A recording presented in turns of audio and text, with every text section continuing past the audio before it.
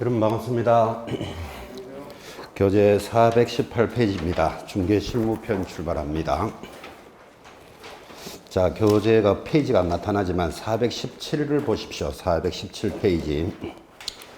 자, 417페이지 중개실무편이 제3편입니다. 그래서 이제 우리 중개사법도 세 과목의 역할을 하는데, 첫 번째 편이 중개법령. 누가 뭐라 그래도 여러분들이 점수 따기가 제일 좋은 단원입니다. 제1편 중개법령, 제2편이 지난주에 열심히 하셨던 부동산 거래 신고제 제2편, 지금 보고 계시는 3편이 중개실무로 연결되어 있고, 하단에 5개 장이 있죠. 5개 장이 있는데 장마다 거의 한 2문제 정도 예상합니다. 그래서 실무편이 고득점을 해야 되는 중요한 단원입니다. 우리 이런 이야기 많이 하잖아, 그죠? 우리 중개사 법령은 꼭 80점을 받아서 어려운 과목이 40점을 받더라도 평균 60점으로 합격으로 가는 길이다. 그래서 법령은 최소 80점이 목표입니다. 그러면 여러분들이 제1편 중개법령은 70%가 출제되는데 다 맞춰도 70점 나오겠죠. 80점을 받으려면 실무편에서 최소한 10점 이상이 가야 되니까 지금부터 공부하는 것을 반타작 이상을 해야 된다, 이런 뜻입니다. 이 실무에 관련되는 내용은 타 과목들이 전부 연결되어 있으니까 민법적인 거, 그 다음에 등기에 관련되는 법령들, 또 공법사항 이런 것들이 실무편에서 모두 다 만납니다. 그래서 여러분들이 법령에서 점수를 따고 여기 실무편에서 잘해야 고득점이 된다. 그래서 이제 중요한 단원입니다. 그렇게 소개를 하고 출발을 합니다. 실무의 제3편이 출발했고, 한 장 넘기시면 418페이지 중개대상물 조사 확인부터 이제 출발을 합니다. 이 조사 확인이 실무에서는 그래도 가장 중요한 단원입니다. 자, 실무에서 가장 중요하다라는 뜻은 이런 뜻이죠. 중개실무라는 것은 실제 업무를 실무라고 합니다. 실무가 뭐라고요?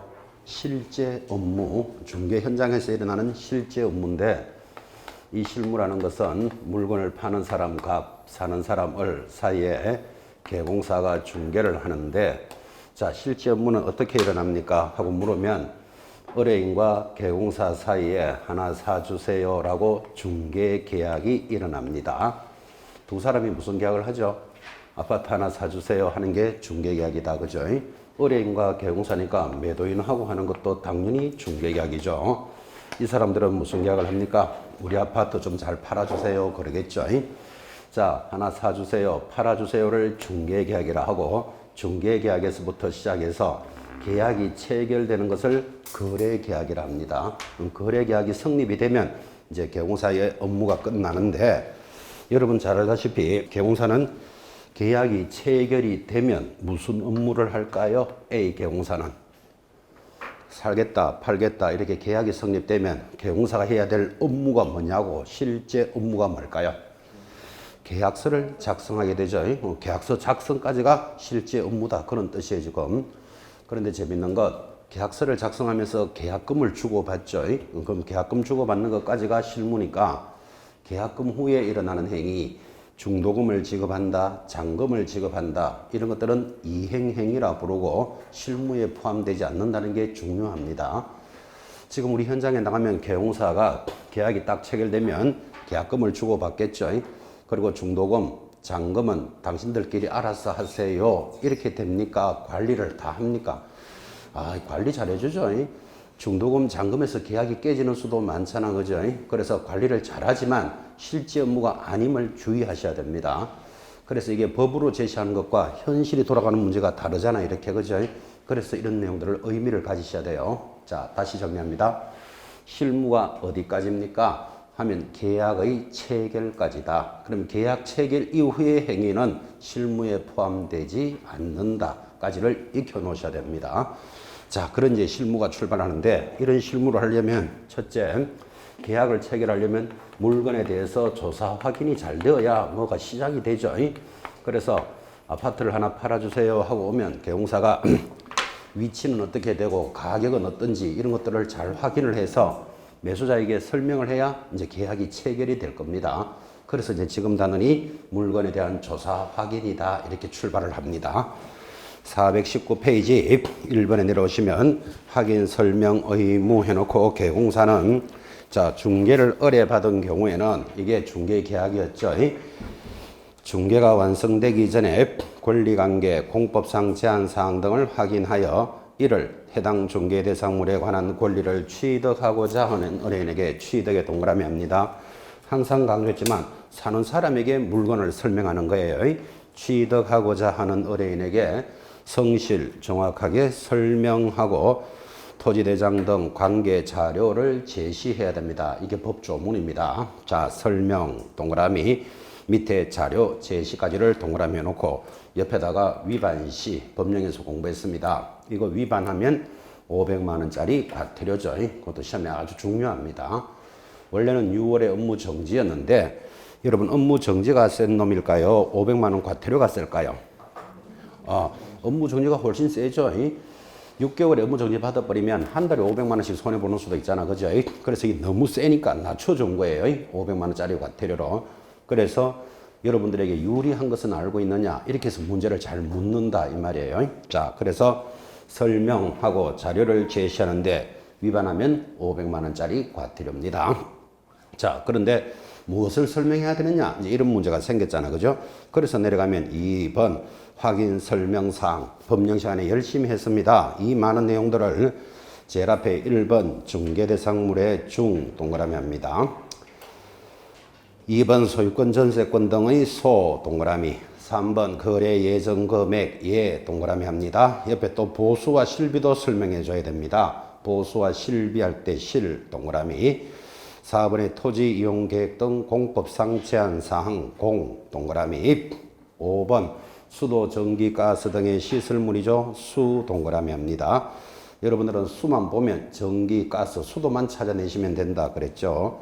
벽면과 도배의 상태 역시 도 동그라미 그리고 7번은 너무나 중요하니까 줄 긋고 암기합니다. 이 자리에서 1조 소음 진동을 환경 조건도 반드시 설명해야 됩니다. 반드시 기억하기를 일소 진이 환경 조건인데 옆에다가 매연 이런 거 X 해놓으라 그랬죠. 매연 환경 같은 느낌이 들지 않습니까? 경관 이런 거 들어오면 X에 경관도 환경에 들어가지 않습니다. 일소진을 암기할 것. 내려가서 도로와 대중교통수단 도 동그라미 합니다. 마지막 9번 권리를 취득함에 따라 부담할 조세의 종류와 세율 조세의 세 동그라미. 자, 그래서 그 많은 내용을 어떻게 공부했습니까? 항상 이렇게 정리합니다. 확인 설명 사항은 지금 동그라미 했던 것 중, 도, 수, 도, 소, 공의 세, 예, 시를 확인 설명하니까 빠르게 읽으면 중도, 수도, 소공의 색시까지 설명해야 됩니다. 이렇게 익혀 나갑니다. 자, 다시 확인 설명할 사항이 뭐라고요? 중, 도, 수, 도, 소, 공의 세, 예, 시를 확인 설명하는데 빨리 읽으면 색시까지 설명한다. 이렇게 기억하면서 중이 뭐였죠? 자, 중 들어오면 중개 대상물만 찾습니다. 그러면 소재지, 지번, 지목은 저절로 올라옵니다. 도 하면은 도배를 기억합니다. 도배 딱 하면 시험에서 벽면의 상태는 저절로 올라오니까요. 수 하면 뭐 찾으라고요? 수도 찾아내면 전기, 가스 등 시설물 자동으로 올라옵니다. 도가 도로죠. 입지 조건 18m 도로를 물고 있고 지하철하고는 몇 미터 거리에 있다. 이거를 확인합니다. 소유권만 찾아라 그랬죠. 저당권 등 권리관계도 설명합니다. 공법상 제한사항 세가 취득에 따른 조세였습니다. 예정가격 실은 보수와 실비도 설명해라. 자, 그래서 확인 설명부터 실무가 출발되는데 확인 설명해야 될 것은 하고 물으면 중, 도, 수, 도, 소, 공의 세, 예, 시를 확인 설명합니다. 자, 그리고 이제 넘어가면 420페이지 이제 이 순서대로 설명하는 게 나오죠. 1번 공부상 조사하여 첫째 1번에 1 내려오시면 중개대상물의 기본적인 사항. 자, 기본적인 사항에 동그라미 하셔야 됩니다. 기본적인 걸 어떻게 확인하느냐 하니까 기본적인 게 뭔지 알아야 되잖아요. 밑에 동그라미 1번 소재지, 지목, 면적, 구조 등을 기본적인 사항이라 부르는데 거기에는 두째 줄에 지적 공부와 건축물 대장으로 확인합니다. 기초기 때문에 중요합니다. 기본적인 사항 무엇으로 확인하라고요? 지적 공부와 건축물 대장 줄 딱 긋고 내려가면 큰 2번 권리관계는 어떻게 확인하느냐 이렇게 묻습니다. 권리관계 동그라미 놓고 자 1번 토지, 건물 등의 권리관계에 관한 사항은 등기사항 증명서 줄 딱 긋고 시험에 거의 100% 나옵니다. 아무것도 아닌 것 같지만 기초다 이 말이에요. 3번 공법상 이용제한과 거래 규제 체크해놓고 1번의 두째 줄에 보면 토지 이용계획 확인서로서 확인한다. 토지 이용계획 확인서 체크하시면서 자 421페이지 상단에 올라가니까 이제 대장 공부가 쫙 나타나죠. 뭐 토지대장, 건축물대장이 나오는데 이런 공부를 보고 무엇을 알 수 있느냐 이렇게 문제를 물어 들어옵니다. 거기서 가장 많이 나왔던 거 첫 번째 토지 임야 대장이잖아 그죠? 대장을 보고 알 수 있는 것 면적이 그렇게 시험에 많이 나왔어요. 면적의 동그라미. 자 면적의 동그라미 하면서 옆에다가 경계 X 표시하셔야 되죠. 경계는 거기 나타나지 않습니다. 그런 식으로 문제를 잘 냈다고요. 자 건축물 대장도 대장이잖아 그죠? 건축물 대장이 또 밑에 면적 보이십니까? 동그라미. 지적도, 임야도에서는 경계가 제일 많이 나왔어요. 경계 있죠? 동그라미. 옆에다가 면적하면 X 표시하셔야 됩니다. 네 번째, 토지, 건물 등기사항 증명서로서 부동산의 표시 밑에 표제부 이렇게 해야 되죠? 표제부에는 표시를, 그 다음에 소유권 밑에는 갑구를, 그죠? 그리고 소유권 외의 권리는 얼구 적어놓고 갑구를 보고 무엇을 판단할 수 있다. 이제 이렇게 물어 들어오더라. 이 말이에요. 참고로, 지난주에 부동산 거래 신고해야 된다고 공부하셨는데, 부동산 거래 신고를 하면 등기부에 가격이 올라갑니다. 그 실제 거래 가격은 등기부 어디에 표시됩니까? 표제부, 갑구, 얼구, 어딜까요? 그래서 갑구, 거기 소유권 옆에 적었죠. 실거래가 딱 적어 놓으셔야 됩니다. 이런 것들을 실거래가를 표제부를 보고 설명하였다. 그러면 틀리잖아요. 지금 그죠? 갑구에 나타납니다. 이런 것들을 시험에서 물어 들어온다. 이 말이에요. 실거래가는 어디서 나타나느냐. 토지 이용계획 확인서에서 관련되는 공들이 쭉 있으니까 타 과목에 관련되는 것 찬찬히 잘 체크하셔야 됩니다. 그런데 내려가면 2번 현장 답사와 자료 요구라는 말은 공부에 나타나지 않는 게 있습니다. 공부에 나타나지 않는 건 어떻게 해야 된다? 현장에 가서 확인해야 되겠지, 그죠? 그래서 현장에 가서 확인해야 되는 권리, 이렇게 물으면 밑으로 동그라미 2번, 첫째 줄에 줄 쫙 끄면서 눈으로 익힙니다. 2번, 법정지상권, 유치권, 분묘, 기지권, 요것들이 시험에 가장 많이 나오는 것들이죠. 이런 것들은 등기되지 않는 권리로서 반드시 현장 조사해야 된다. 이런 느낌도 하나 가지셔야 되고. 자, 그 다음에 이제 또 실무에서는 가장 중요한 게 제일 밑에 큰 2번, 공법상 내용과 실제 내용의 일치 여부입니다. 일치라는 말에 줄 하나 딱 꺼놓으시고, 자, 이런 이야기입니다. 지금 면적에 관련되는 내용이 토지 대장에 나타난다고 계속 동그라미 하셨죠. 아까 대장에는 면적이 나타난다고. 근데 등기부에도 갑구에 보면 면적이 나타나는데, 자, 토지 대장의 면적이 100평이면 등기부도 100평 이렇게 돼 있어야 되는데 이게 달라요. 면적에 대해서 대장과 등기부가 다르게 되면 중개 실무를 할 때는 뭐를 기준으로 해야 되느냐 이렇게 묻는다니까요. 그때는 대장을 기준으로 중개를 합니다. 이게 실무의 ABC입니다. 자, 소유자에 관련되는 내용이 있습니다. 대표적으로 뭐 소유자 이름이 김갑동이다. 이 땅의 소유자는 대장의 소유자 나타납니다.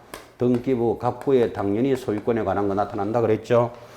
소유자가 토지 대장에는 김갑동 이렇게 돼 있으면 등기부도 김갑동으로 돼 있어야 되잖아. 그죠? 이게 달라요. 그러면 중개 현장에서는 어떻게 해야 된다? 소유자는 등기부를 기준으로 거래합니다. 실무에 A, B, C를 하고 있습니다. A, B, C를 모르면 영어를 모르듯이 실무에서 반드시 익히셔야 됩니다. 시험도 잘 들어옵니다.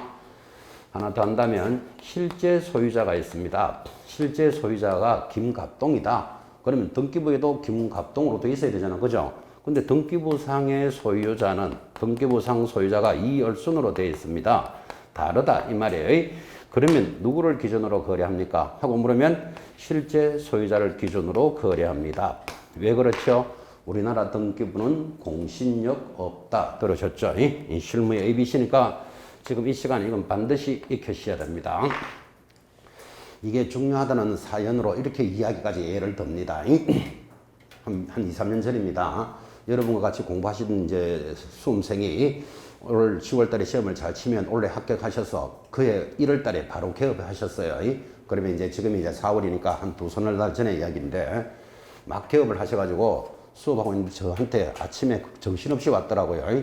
그래서 왜 그러시냐고 내가 물어보니까 자기가 어제 빌라를 하나 거래를 하는데 그 빌라의 계약금을 받고 주고받고 있는데 소유자가 등기부의 김갑동이어서 김갑동 씨에게 계약금을 줬는데 오늘 건축물 대장을 떼보니까 소유자가 다른 사람 이열순으로 돼 있는데 이 일을 어찌 해야 됩니까 하고 정신없이 왔더라고요. 그래서 제가 속으로 이렇게 어떻게 하겠을까 걱정했다 그랬죠. 자, 지금 소유자에 관한 내용이 대장과 등기부가 다르면 뭐를 거래한다? 등기부상의 소유자를 보고 거래하면 정상적으로 한 거예요. 그죠? 근데 그거를 정신없이 뛰어와서 물어야 될 내용이 아니라고. 그러니까 속으로 어떻게 합격했을까 걱정했다 그랬잖아, 지금. 그죠? 그래서 대장과 등기부가 다르면 등기부를 들고 이 대장을 관리하는 구청에 가면 그 자리에서 바로 이름 고쳐줍니다. 그래서 뭐를 기준으로 거래해야 된다는 걸 잘 보라 이 말이에요. 면적에 관련되는 거라든지 소재지, 지번, 지목은 대장, 구청에서 관리하기 때문에 등기부가 다르면 대장을 가지고 등기소에 가면 거기서 바로 고쳐줘요. 그러니까 뭐를 기준으로 거래해야 된다는 게 중개실무에서 중요한 이야기다. 그런 뜻이에요. 예를 들어가면서 강조했습니다. 자, 일치하지 않을 때는 이렇게 확인한다. 까지를 체크하시면서 자, 이제 한 장 넘기시면 구체적으로 자, 1번 중개대상물에 대해서 기본적인 사항을 확인하는데 기본적인 것 중에서 첫째 뭐다? 소재지를 확인하라. 이래 나가잖아요. 그래도 여러분 1번의 소재지가 제일 중요합니다. 물건에 대해서 확인할 때 같은 강자가 들어가더라도 강남에 있는 아파트인지 강원도의 아파트인지 가격이 달라도 다르잖아. 그죠? 그래서 물건에 대해서 확인할 때는 제일 먼저 뭐부터 확인해 줘야 된다? 소재지를 확인하는데 어떻게 합니까? 첫째 줄에 토지대장, 임야대장, 지적도, 임야도 등을 통해서 확인하나 두째 줄에 뭐라고요? 토지대장, 임야대장을 통해서 확인하는 것이 가장 바람직하다. 그러니까 우리말로 하면 대장을 통해서 확인한다. 이거 체크하셔야 됩니다. 지목도 확인해라. 땅을 거래할 때 두 번째 중요한 게 지목입니다. 지목은 두째 줄에 모두 얼마로 되어 있다? 28 지목으로 되어 있다. 28의 동그라미. 무엇으로 확인합니까? 옆에 있죠. 토지대장, 임야대장으로 확인하되 바로 밑에 줄에 줄 것입니다. 지적도, 임야도에는 부호로 표시가 되어 있다. 그러니까 지적도, 임야도로도 확인할 수 있다. 지금 그 이야기를 하는 거잖아. 그죠? 실무에서 굉장히 시험에 잘 나옵니다. 지목은 지적법에서도 100% 출제되고 우리 단원에서도 굉장히 잘 나오는데 지목이 학교용지다. 그러면 이 학교용지라고 대장에 나타납니다. 근데 대장에는 학교용지인데 도면에는 여기에 학 이렇게 부호로 나타난다. 그죠? 그래서 그때 부호라는 게 제일 앞 글자를 따니까 어려울 일이 없죠. 자, 학교용지라고 대장에 표시가 되고 도면에는 학 이렇게 표시가 됩니다. 그러면 28개 지목에서 도면에서 알 수 있는 건 전부 앞 글자니까 철도용지, 철 이렇게 되어 있겠죠. 그죠? 잡종지, 잡, 과수원, 과, 목장용지, 목 이렇게 되어 있을 거예요. 그런데 두 번째 보고를 따는 게 있으니까 실무에서 중요합니다. 차, 장, 천, 원은 두 번째 보고를 따니까 요 독특한 놈이 실무에서 시험이 잘 나오고 이게 두 번째 글자라 그랬으니까 차가 뭘까요? 차는 주차장입니다. 장은요 공장을 장합니다. 천은 하천, 그 다음에 원은 유원지는 두 번째 글자를 따는데 왜 이것들이 두 번째 글자를 따도록 되어 있는가 하면 주하고 겹치기 때문에 그래요. 나머지는 다 앞 글자라 그랬잖아요. 그죠? 그럼 주가 뭘까요? 주유소 용지입니다. 공하고 겹치니까 겹친데 공은 뭘까요?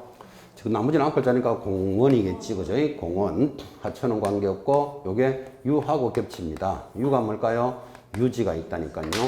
그래서 이 네 번째 것들은 네 가지들은 두 번째 부호를 따니까 실무에서 굉장히 중요한 역할을 합니다. 자, 지적법에서도 많이 강조했고 우리 중개 실무에서도 잘 들어오는데 또 이게 왜 중요하냐를 또 여러분들 굳이 설명을 중요성을 얘기하면 이렇게 됩니다. 이게 지적도라고 칩시다. 여러분 지적도를 펴놓고 고객에게 설명을 합니다. 야, 이 아파트가 좋으니까 사라. 뭐 이렇게 이야기를 하는데 아파트 앞에 주가 딱 돼 있다니까요. 그러면 고객은 당연히 묻습니다. 야, 이게 주가 무슨 뜻이지? 이래 묻는데 여러분이 몰라 이래가지고 지금 계약하겠어요, 그죠? 그래서 주 하면은 방금 했잖아요. 주유소 용지 이렇게 설명을 해줘야 된다고. 근데 살짝 무식해가지고 이 주를 주차장이다 이렇게 설명을 딱 하면 고객이 아파트 단지 옆에 공용 주차장이 있으면 편하잖아, 그죠? 주차장이 있어. 그러면 내가 하나 살게 하고 계약을 해놓고 막상 현장에 가보니까 호남 정유 탱커 이따만한 게 막 들어와 있습니다. 그러면 뭐라고 이야기한다? 사기치고 팔았다 이런다니까. 사기치고 사기치는 게 아니고 사실은 무식해서 그런 건데, 그래서 실무에 대해서 중요하다 이 말이야 이게. 자, 다시 아파트를 소개하는데 앞에 공돼 있습니다. 그러면 당연히 이거는 뭐지? 이래 묻는다니까요. 그럼 뭐라고 설명합니까? 공원이다 이렇게 설명해야 된다고. 그러면 아파트 단지 옆에 공원이 조성되어 있는 건 좋은 현상이잖아, 그죠? 그런데 이거를 잘못 말해서 공장이다 하는 순간 고객 집으로 가버린다니까 지금, 그죠? 그래서 실무에서 이게 중요하다 이 뜻이에요. 그래서 두 번째 부호를 따는 건 반드시 기억하셔야 돼요. 두 번째 부호를 따는 건 뭐라고요? 차장에게 1,000원 준다. 이건 두 번째 부호를 딴다를 익히셔야 된다. 그런 뜻이에요. 굉장히 중요한 모습이죠. 그래서 지적법에서 공부하실 때 여기 도가 들어옵니다. 고객은 묻습니다. 이 도가 뭔데? 이렇게 묻는다니까요. 그럼 여러분들은 도로다 이렇게 설명해 줘야 되겠죠. 그러면 도로도 몇 센치까지도 도로가 몇 미터 도로인지도 나타난다니까요. 자, 이게 만약에 1000분의 1 축척의 지적도입니다. 지적도에는 축척이 반드시 들어갑니다. 1000분의 1로 줄여놨다 이 말이에요. 근데 여기 자를 딱 재보니까 2cm예요. 그럼 2cm다. 그러면 곱하기 1000을 해야 제자리로 돌아갈 거잖아, 그죠? 그러면 2000cm가 되겠지. 2000cm는 얼마? 20m.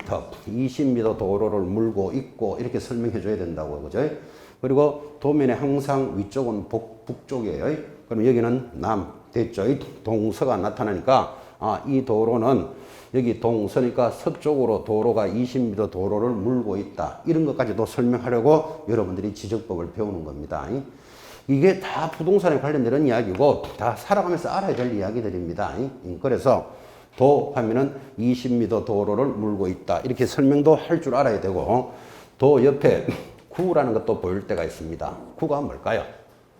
나머지는 전부 다 앞글자라 그랬잖아, 그죠?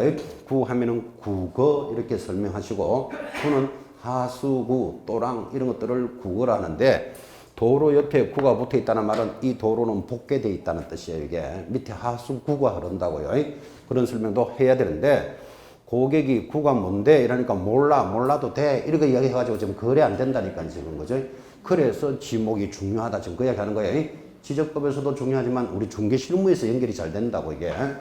자, 다 정리해서 지목은 대장을 보고 파악할 수 있대. 도면에도 나타나되 앞글자로서 표시를 하는데 4개는 두 번째 글자를 딴다니까요. 자, 두 번째 글자를 따는 부호, 지목이 뭐다? 차장에게 1,000원 준다. 두 번째 부호 익히셔야 됩니다. 그게 교재 하단에 연결이 돼 있죠.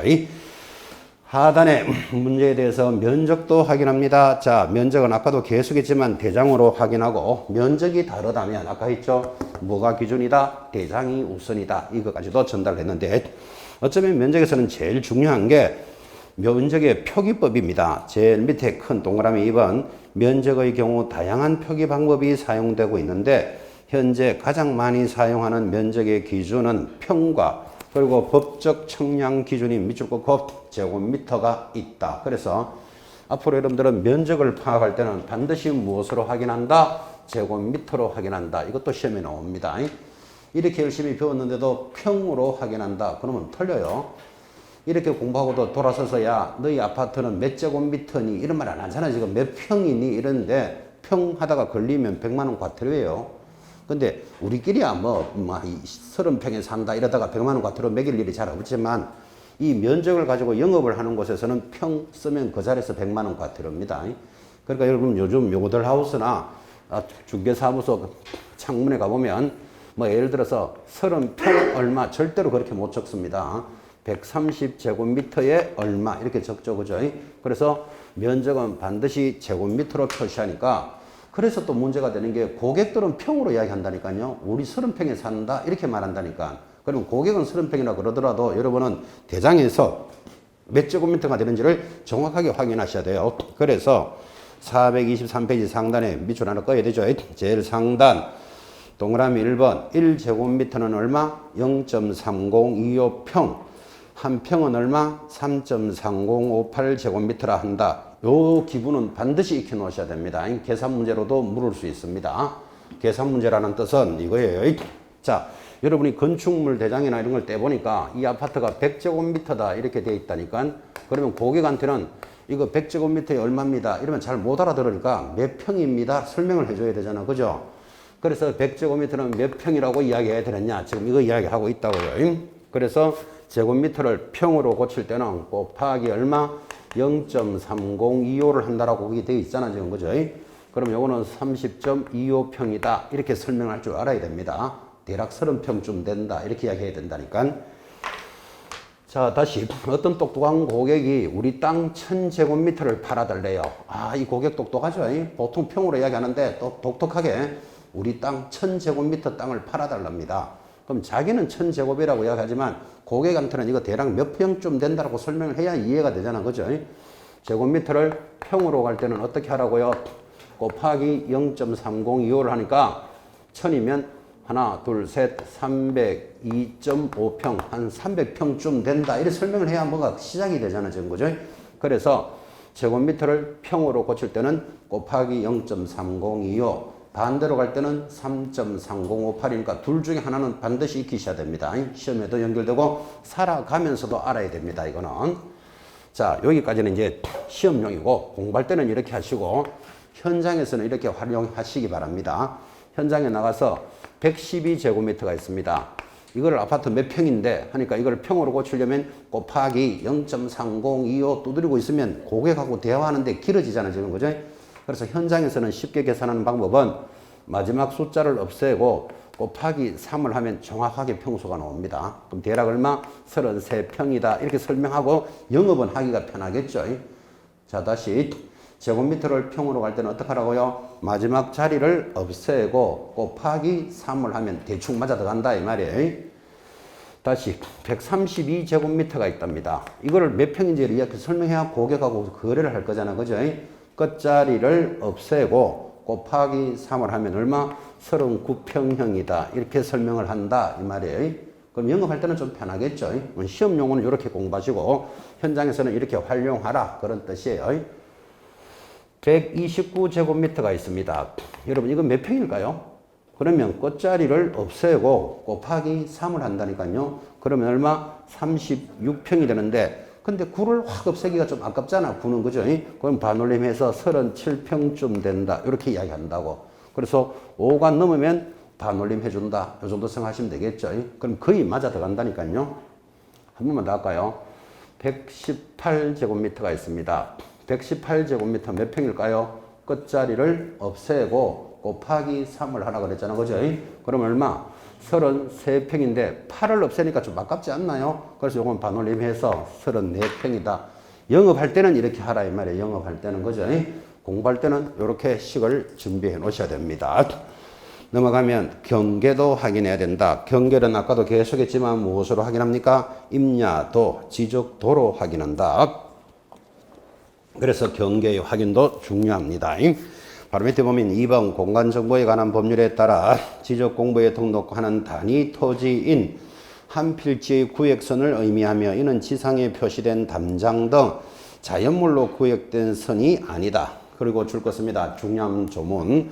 소유권의 범위는 지적도, 임야도에 등록된 경계선에 의해서 확정된다. 찾았나요? 그래서 경계는 도면으로 확인을 하는데 지적도, 임야도죠. 그런데 밖에 나가 보니까 저 논두렁에서 이 논두렁까지가 내 땅이다 이렇게 말을 많이 한다니까요. 이거를 실제 경계가 뭐냐면 자연상 경계잖아. 눈으로 보는 거죠. 저 담장에서 이 담장까지가 내 땅이다. 이거는 상태를 보고 이야기하는 거잖아. 그죠? 그렇게 말은 하지만 현실적으로 경계는 담장 등 자연물로 구획된 선이 아니라 뭐라 그랬죠? 지적도, 임야도에 등록된 선으로 경계를 파악합니다. 아주 중요한 표현입니다. 이거 지적법에서도 많이 나오는 내용이고 하단에 토지의 경계 판례 있죠? 거기 파란 걸 싣는데 동그라미 크게 해놓고 한번 읽으시기 바랍니다. 방금 설명했는 겁니다. 현실적인 경계가 다르다면 지적 도면상 경계를 기준으로 한다라는 판례가 그렇게 나타나 있는 겁니다. 그게 파란 글씨 동그라미 해놓으시고 넘어가면 지형도 확인하라 그렇게 갑니다. 내려가서 건축물에 대해서는 소재지, 면적, 구조, 용도 이런 것들을 파악합니다. 건축물의 기본적인 사항. 그나마도 건축물은 전부 무엇으로 확인한다? 건축물 대장으로 확인한다. 이렇게 나갑니다. 오른쪽 425페이지 권리관계도 확인해야 되는데 여러분 당연히 권리관계는 무엇으로 확인하라 그랬죠? 등기사항 증명서로 확인을 하는데 거기 파란 글씨 별표입니다. 셋째 줄에 넷째 줄이죠. 선량한 관리자의 주의와 신의 성실로서 매도 등 처분을 하려는 자가 진정한 권리자와 동일인지 여부를 부동산 등기부와 주민등록증에 의해서 확인할 의무가 있다. 거의 뭐 해마다 시험에 나오는 내용입니다. 별표 딱 찍어놓고 지금 했던 이야기가 이거죠. 여러분 자, 이 물건을 하나 팔아주세요, 사주세요 여기서부터 실무가 출발되는데 팔아달라는 사람이 이 물건이 자기 물건인지 남의 물건을 훔쳐서 파는지 확인해야 된다, 안 해야 된다? 해야 하잖아요. 그래서 저 사람이 진짜 주인인지는 어떻게 확인하라고 지금 동그라미 끄셨죠? 등기부와 주민등록증으로 확인한다. 이게 선량한 관리자의 주의 의무다라는 판례다 이 말이에요. 그러니까 항상 여러분들은 거래를 하실 때 이래야 되죠. 아파트를 팔아달라라고 오는 사람이 있으면 등기부는 여러분이 떼볼 수 있잖아, 그죠? 등기부를 딱 떼보니까 거기에 갑이라는 이름이 나타났는데 본인인지 여부를 어떻게 주민등록증으로 확인하라. 이게 판례예요. 그럼 항상 주민등록증 좀 봅시다 이래야 되는데 고객에게 주민등록증 좀 봅시다 이러기가 좀 민망할 때가 있겠죠. 그죠? 못 믿는다는 듯이. 그럴 때는 좀 머리를 써서 우리는 주민등록증을 등기부에 복사를 해 놓습니다. 이렇게 말하셔야 돼. 복사해 놓습니다. 이 말은 내놔라. 이 말하고 똑같은 거예요. 그래서 등기부에다가 복사를 딱 떠나야 되는데 나중에 집을 팔고도 나는 집을 판 적이 없다. 이런 놈이 나타나기 때문에 그래요. 그래서 반드시 왔다는 증거를 가지고 있어야 된다고. 여러분 은행 같은 데 볼 보셨습니까? 은행 가보면 여직원이 신분증 봅시다. 들어본 적 있죠? 보기만 합니까? 카피해 놓습니까? 반드시 복사해 놓습니다. 본인이 왔다는 표시를 딱 해 놓는다니까요. 그래서 뭐로 확인한다? 등기부와 주민등록증으로 확인한다. 굉장히 중요한 표현입니다. 단순하지만 그래서 진정한 권리자의 확인하는 내용들을 익히고 있습니다. 자, 또 조사 확인해야 될 게 뭐냐 하니까 등기 안 되는 권리로서 법정지상권 이런 것도 확인하라. 이제 이렇게 해서 법정지상권에 관한 문제가 들어오는데 이 법정지상권은 사실상 민법의 시험 범위지 우리 범위는 아닙니다. 그런데 이 법정지상권에서 우리 실무에서 제일 많이 나오는 게 오른쪽에 있는 3번 분묘기지권이에요. 그래서 지금부터 분묘기지권을 정리를 할 건데 요 분묘기지권을 잘 정리하시면 앞에 지나가는 민법의 법정지상권 80%가 여기 다 있습니다. 그래서 분묘기지권을 지금부터 체크하셔야 된다 이 말이고 이 분묘기지권은 중개사법에서도 잘 나오지만 민법에서도 출제가 됩니다. 자, 그러면 이제 이 땅에 대해서 권리관계 등을 확인해 가는데 지금 무슨 이야기가 나왔는가 하면 분묘기지권도 확인하라. 지금 이 말을 하고 있는 거잖아. 그죠? 자, 분묘기지권이 무엇입니까를 여러분한테 이렇게 설명합니다. 여러분 분묘기지권 하면 여기 갑이라는 사람 땅에 타인인 을이 무단으로 건물을 지었습니다. 여러분이 땅 주인이라면 을 보고 뭐라고 이야기하겠습니까? 여러분 땅에 다른 사람이 무단으로 건물을 지었다니까요. 당연히 철거하세요. 그래야 되죠. 사실은 철거하세요는 표준말이고 신경이 나니까 치워라 이래야 되지. 조금 내 땅에 무단으로 건물을 지었다니까 치워라 하거나 만약에 여기가 63빌딩이다. 여러분 이 빌딩을 치워라 한다고 치워지겠나 이게 그죠? 그러면 어떻게 해야 돼요? 그러면 내 땅 사용료를 내시오. 그래야 안 되겠어. 그죠? 자, 그러면 내 땅에 타인이 무단으로 건물을 지었다면 철거를 하거나 아니면 사용료를 내세요. 그래야 되는데 분묘기지권은 무슨 소린고 하니까 똑같은 타인의 토지에 분묘를 설치했는데 일정한 조건이 맞으면 철거하지 않아도 되고 사용료를 내지 않는 권리, 이 권리를 뭐라고 부른다? 분묘기지권 이렇게 부릅니다. 자, 그럼 이게 우리 중개실무에서 왜 시험에 잘 나와야 되는가 하면 여러분은 이 땅을 사고 팝니다. 이게 땅이 10억짜리라고 치고 사는 사람은 뭐 전원주택을 지을 거다. 골프 연습장을 만들려고 한다. 라는 이유가 있으니까 10억 주고 사겠죠. 그런데 땅을 10억 주고 사는데 거기에 분묘가 3개가 있는데 이거를 철거도 안 되고 사용료도 못 받는다면 10억이 손해가 난다. 이 말하고 같은 말이잖아. 그죠? 그러니까 분묘기준을 알아야 된다는 전제에서 매년 시험에 낸다 이런 뜻이에요. 자, 그러면 타인의 토지에 있는 분묘라도 무단으로 만들었더라도 철거하지 않아도 되고 사용료를 내지 않는 이런 권리는 어떻게 하면 발생할까요? 성립 조건 찾았습니까?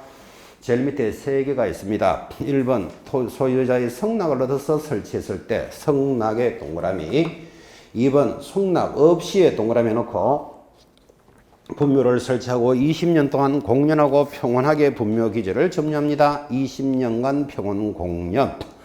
3번 자기 소유 토지에 분묘를 설치한 자가 후에 분묘를 이전한다는 특약 없이 고기 특약 없이의 밑줄 매매하면 성립한다. 그 성립 조건이 세 가지인데 거기 동그라미 2번의 조건은 거의 해마다 출제합니다. 사실 분묘기지권이 거기 전부 다 합니다. 자, 다시 지금 방금 분묘기지권은 타인의 토지에 무단으로 분묘를 설치했더라도 철거하지 않아도 되고 사용료를 내지 않는 권리는 어떻게 성립한다고요? 1번 성낙이 있으면 성립한다. 당연하지. 땅 주인이 만들어도 좋다. 그랬으면 철거 안 해도 되는 거잖아. 그죠? 뭐가 있으면요? 성낙이 있었다면. 두 번째가 중요한데 성낙이 없었더라도 만들어진 지가 20년이 넘었고 서로 간에 공연하고 평온했다. 분쟁이 없었다면 성립한다. 철거 안 해도 된다 이 뜻이에요. 세 번째는 특약 없이 거래하면 성립을 하는데 2번이 중요하다 이 말이에요. 이 특약 없이는 이런 뜻 아니겠어요? 자, 여러분이 나중에 토지를 거래하는데 갑이라는 사람의 토지에 갑의 분묘가 있었다고 칩시다. 자기들 땅에 자기들 묘가 있으니까 아무 문제가 없죠. 세월이 많이 지나서 을에게 팝니다. 파는 것을 뭐라 부른다? 양도 또는 매매를 하면 그러면 땅의 주인은 그대로 갑이 된다면 땅 소유자와 토지 소유자가 달라지잖아요. 이렇게 그죠? 이러면 성립한다고. 별도의 특약이 없으면 그죠? 그러면 이 수업을 잘 들은 여러분들은 이 땅을 사는 사람이거나 아니면 중개를 하는 사람이면 이 땅을 살 때 특약을 해야 한다, 안 해도 된다. 해야 한다는 걸 기억하셔야 돼요. 자, 이 땅을 내가 지금 사는데 8월 달까지는 이 세 가지를 철거하기로 하자. 아니면 올 연말까지 철거하자. 이렇게 특약을 해야 되고 안 하면 철거 안 해도 된다니까요. 성립한다 지금 이랬잖아요. 지금 그죠? 그래서 2번을 특히 잘 보고 계셔야 됩니다. 시효 취득도 중요하지만 3번에 별도의 특약 없이 거래하면 성립한다. 그러니까 여러분들은 특약을 해야 되는구나 라는 느낌도 한번 가져보시고 자, 이렇게 해서 이제 성립을 하면 효과가 있겠지. 그죠? 분묘기준의 효과가 이제 막 지나간 법정장권의 3분의 2가 거기 들어있는데 여러분 교재에도 이 내용이 많습니다. 한 장 넘기시면 관련되는 판례 소유의 의사에서 쫙 넘어오는데 이 428, 29 두 페이지에 걸쳐서 있는 내용을 제일 시험에 잘 나오는 걸 필기로서 대신을 하는데 민법에서도 이 내용은 많이 하기 때문에 민법하고 같이 겹쳐서 체크하셔야 돼요. 자, 이렇게 분묘기지권이 성립을 하면 효과는 어떻게 되느냐 하니까 첫째, 범위를 어디까지 인정해 주느냐라는 문제가 있습니다. 타인의 토지에 설치된 것을 철거를 안 해도 된다는데 범위는 어디까지냐 하고 물으니까 판례가 주의의 공지를 포함한다 이렇게 이야기합니다. 주의의 공지를 포함한다. 여러분 너무나 잘 알다시피 그죠? 분묘라는 것은 이렇게 분묘가 이렇게 있으면 앞에 음식 차리는 자리 있는 거 보셨죠? 상석이 있고 옆에 비석도 있을 수 있고 그 다음에 사성 이런 거 뒤편에 언덕이 있습니다. 이런 구조물들이 있는데 요 봉분에만 인정되는 게 아니고 뭐라고요? 주의의 공지를 포함한다 이렇게 이야기합니다. 자, 그러니까 사성은 어떻게 한다? 항상 인정되는 것은 아니다. 말도 그렇게 하죠. 항상 인정되는 것이 아니라는 말은 가깝게 있으면 인정해주고 멀리 있으면 안 된다 그런 뜻이에요. 근데 이거를 사성은 항상 인정한다 이렇게 들어오면 X 할 준비하셔야 돼요. 인정할 수도 있고 안 할 수도 있다. 그래서 이 말을 잘 들어보면 주위에 공지를 포함하니까 여러분 공군기지, 해군기지 이런 말 들어봤나요? 공군기지는 비행기 한 대만이 공군기지입니까? 비행기를 관리하는 시설물을 포함합니까? 시설물을 포함하지. 그죠? 그래서 분묘도 분묘에만 하는 게 아니고 주위에 공지를 포함한다 그런 뜻이에요. 자, 범위는 그렇고 기간은 언제까지 인정해 주는데 이런 문제가 생겼다니까요.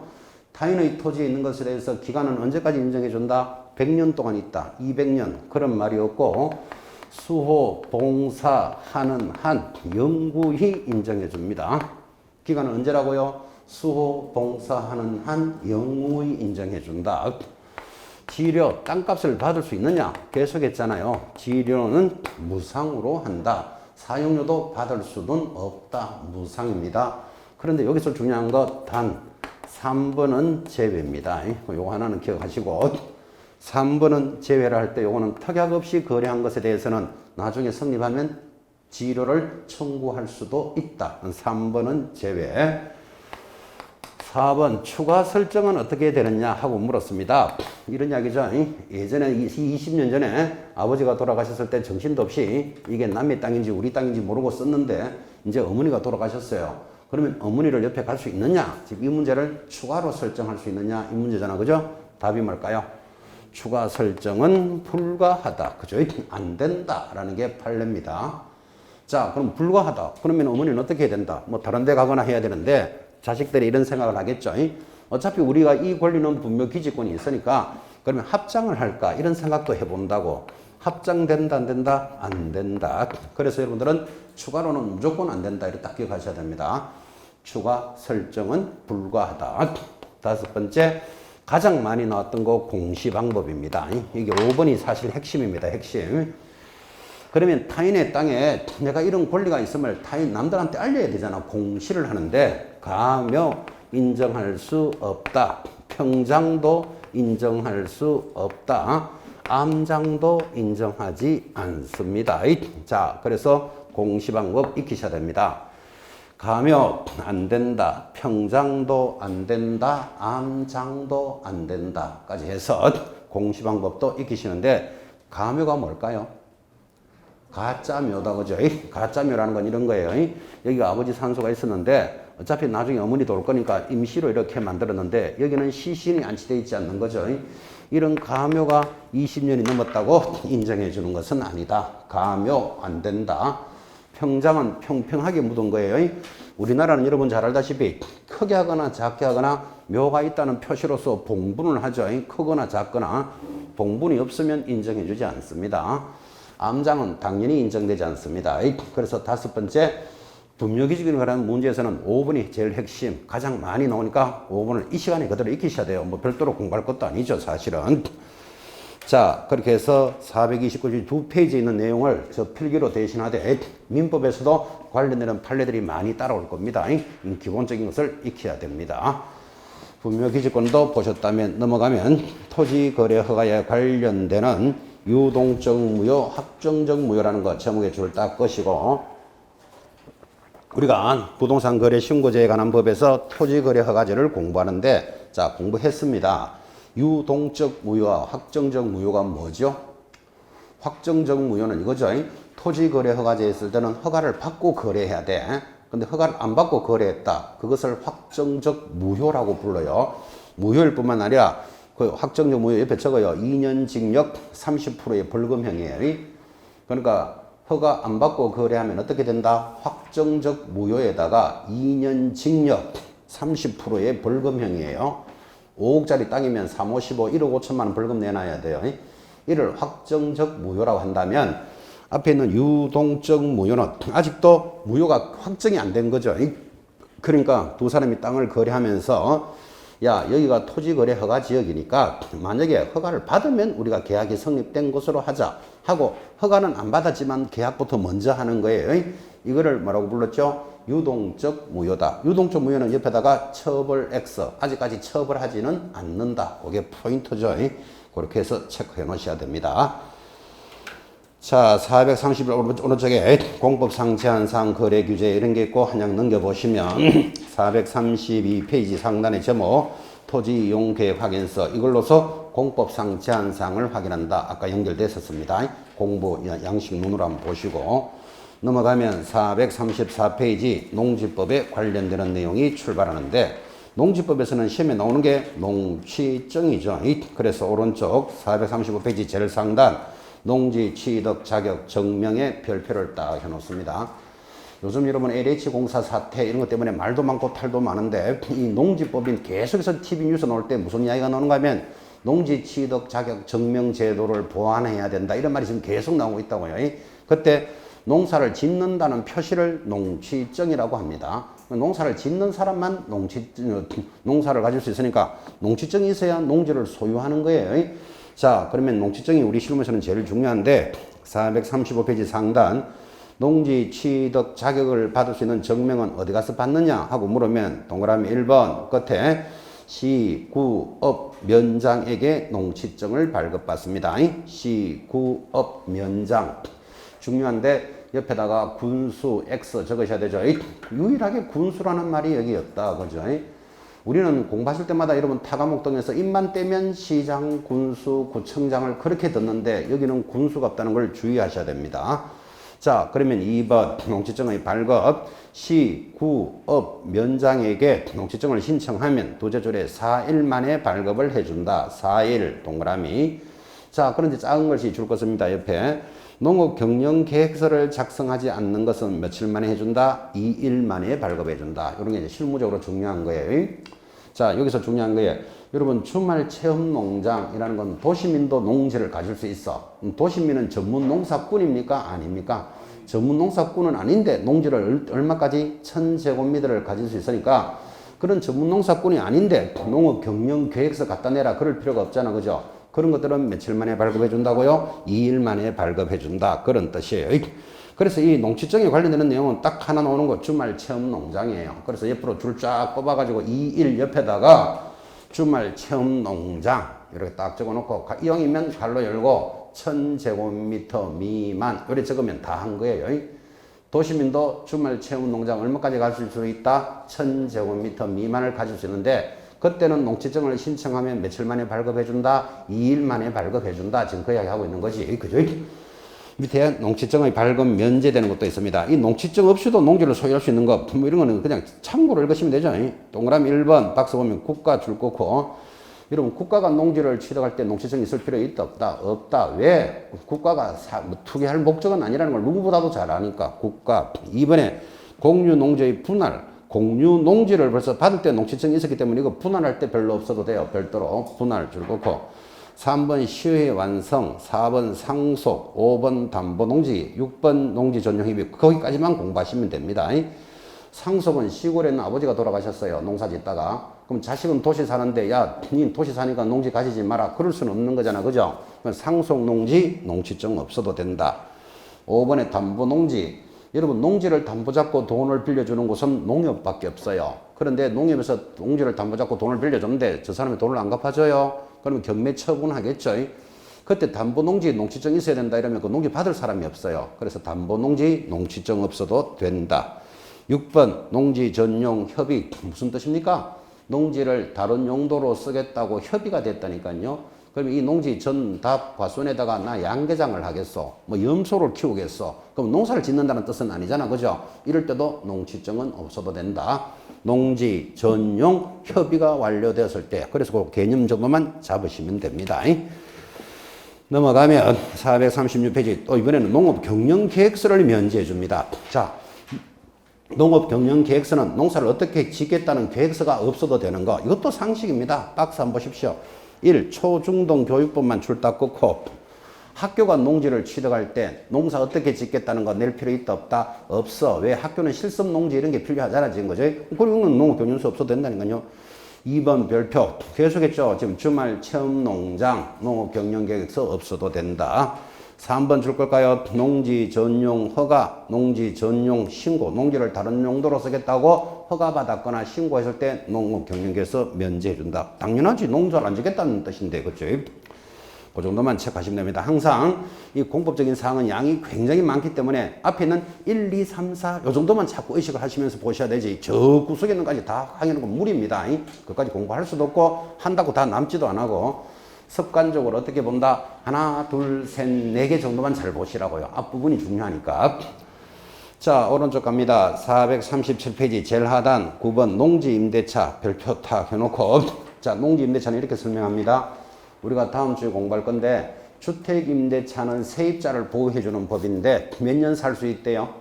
2년 살 수 있는데 요즘은 더하기 2년. 그래서 2 플러스 2 이렇게 말하죠. 상가 임대차도 공부합니다. 상가를 세를 얻었다면 그 세입자 몇 년을 보호해 준다. 1년은 무조건 보호해 주는데 9년 동안 더 있고 싶다 할 권리가 있다. 이거를 갱신 요구권이 있다. 이렇게 공부하죠. 자, 다시 주택은 몇 년?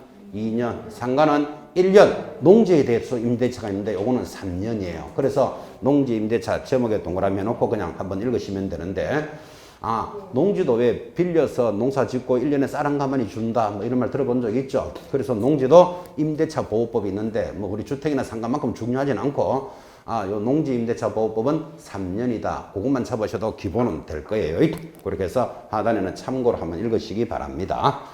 자, 이렇게 해서 여러분들은 물건에 대한 설명, 농지일 때는 이렇게 체크하고, 그 다음에 분묘기지권은 어떻게 알아야 되고, 기본적인 관리는 강적 공부를 보고 확인합니다. 이렇게 확인 설명이 들어갔습니다. 넘어가면 445페이지 전자계약이라는 독특한 단원이 또 출발을 합니다. 10분 쉬었다가 전자계약 보도록 하겠습니다.